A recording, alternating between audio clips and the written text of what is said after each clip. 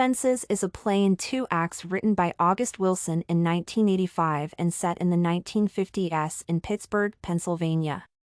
The plot follows the life of Troy Maxon, a former African-American baseball player who is presently a garbage collector struggling to support his family and manage his relationships with the people around him.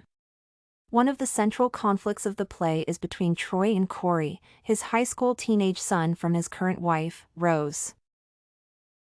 Cory caught the attention of his school football trainer and has a chance to enroll in college via a football scholarship. His father, however, remains adamantly opposed to the idea and does not sign the permission paper required for Cory's scholarship, thus effectively ruining his child's only chance to a college education. Troy's motivation for this seemingly unexplainable act is complex, manifold, and involves both altruistic and selfish reasons. These are his insistence on Cory having a more stable occupation, his desire to spare his child racial discrimination he experienced as a baseball player, and, ultimately, the jealousy of a failed athlete. The first reason why Troy insists that Cory should not take the football scholarship appears to be a genuine concern for the latter's well-being. Troy wants his son to have a stable occupation, not susceptible to the commotions of an athlete's life. When Cory tries to convince him to sign the permission paper, Troy answers that he should instead find a proper working specialty, learn how to fix cars or build houses or something. From his perspective, being a mechanic or a builder is preferable to the career of a football player. Troy even refuses to consider football a proper profession. When he insists that Cory should get a trade, he implies that football does not count as one. As far as Troy is concerned, an athlete's career may be over at any moment, which is not surprising considering his own experience as a baseball player. The skills of a builder or a mechanic, however, are always in demand. Thus, Troy wants Cory to have a more stable occupation that may bring profit under any circumstances and ensure a living for him. Another reason why Troy does not even entertain the idea of Cory taking his football scholarship is his own experience of racial discrimination in professional sports. At the beginning of the play, when Troy, Rose, and Bono discuss sports, Rose mentions Cory's perspectives as a football player and suggests Troy should support his son. Troy's reaction, however, is pessimistic. "White man ain't gonna let him get nowhere with that football." According to the play's main character, racial discrimination is so prevalent in professional sports that playing football is not even worth trying for a black person. Troy bases this assertion on his own negative experience as a baseball player in the pre-war times and projects his own circumstances on the life of his son. In this sense, his motivation seems genuinely altruistic as well. Being convinced that a black person cannot make a career in professional sports, he wants to spare his child inevitable and unnecessary anguish.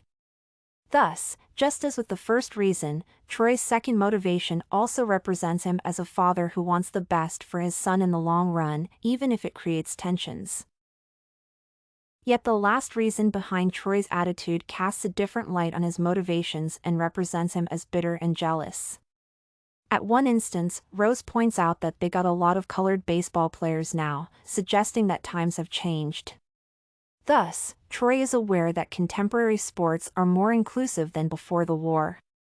While Cory may encounter racism, it will not be as harsh as that experienced by Troy, suggesting that he has another motivation as well. He hints at it when he says angrily, "If you could play ball, then they ought to have let you play. Don't care what color you were." This phrase reveals that the end of Troy's baseball career continues to haunt him. Yet if a mere memory is so painful for him, then seeing his son succeeding where he failed and achieving acclaim in professional sports would be unbearable.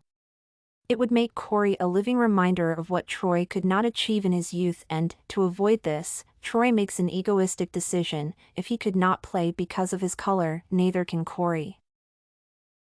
Speaking from my own historical context based on my experiences in the contemporary United States, Troy's attitude is definitely surprising, as his conviction that society will never accept a black athlete comes from another age. While there are still racial issues that deserve due consideration, contemporary America, at the very least, does not share the uncompromising attitude toward blacks in sports that ruined Troy's life.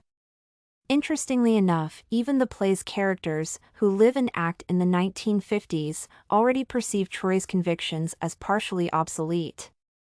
When Rose notes that they got a lot of colored baseball players now, she gently suggests that Troy's views may already be a relic of the past and not as relevant anymore. Thus, the perspective of the mid-century already revealed Troy's perception of racial discrimination as eternal and unshakable as untrue. In the 1980s, when Wilson wrote the play, Michael Jordan dominated the sports commercials, vigorously enforcing a black athlete's right to be at the forefront of attention. The fact that Troy's stubbornness looks surprising for me now is a testimony of the long way African American athletes came since the pre-war times.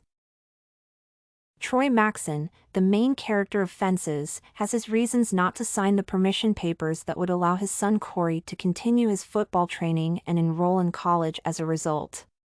One of these reasons is Troy's insistence that Cory should receive a working specialty, such as a builder or a mechanic, because he perceives it as a stable, albeit modest, occupation.